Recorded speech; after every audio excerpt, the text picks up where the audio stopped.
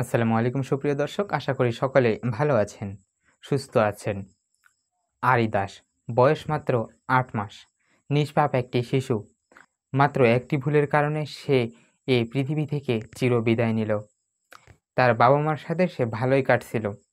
হঠাৎ এই যে ঈদের ছুটিতে তার বাবা-মা সহ তার মা সহ তিনি যান নানা বাড়িতে বেড়াতে এবং তার মা শর্মী দাস তাকে বেড়াতে নিয়ে যায় এবং সব কিছু একদম হাসি খুশিই ছিল।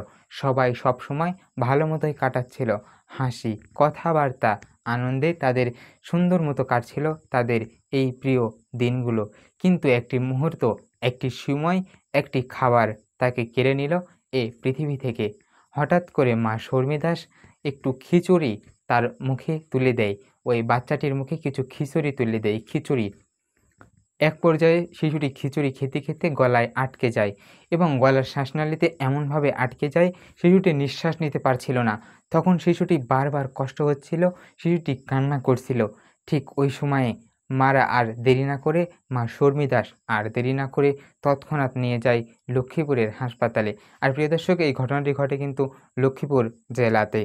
তখন মা শর্মী দাস ওই আরি দাসকে হাসপাতালে নিয়ে যায়।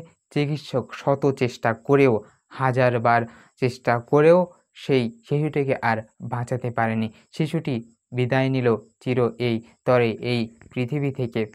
মা বারবার কান্না করছিল।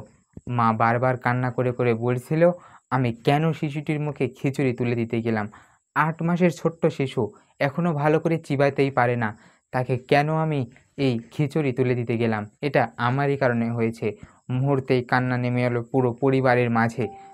হাসপাতালের করিডোর ধরে কান্নার আওয়াজ ভেসে যাচ্ছে যেন সেই পথ জুড়ে। প্রিয় দর্শক, এই ঘটনাটি শুধু একটি ঘটনা নয়, এটি থেকে অনেক কিছু শেখা যায়। ৮ মাসের ছোট শিশু অথবা যে সকল শিশুই থাকুক না কেন, তাদের পর্যাপ্ত পরিমাণ বয়স না হওয়া পর্যন্ত, অন্তত ১ বছর বয়স না হওয়া পর্যন্ত তাদেরকে আঠালো জাতীয় খাবার না দেওয়াই উত্তম। এতে করে গলায় আটকে যেতে পারে, শ্বাসনালীতে আটকে গেলে তখন কিন্তু তারা নিঃশ্বাস নিতে কষ্ট হয়।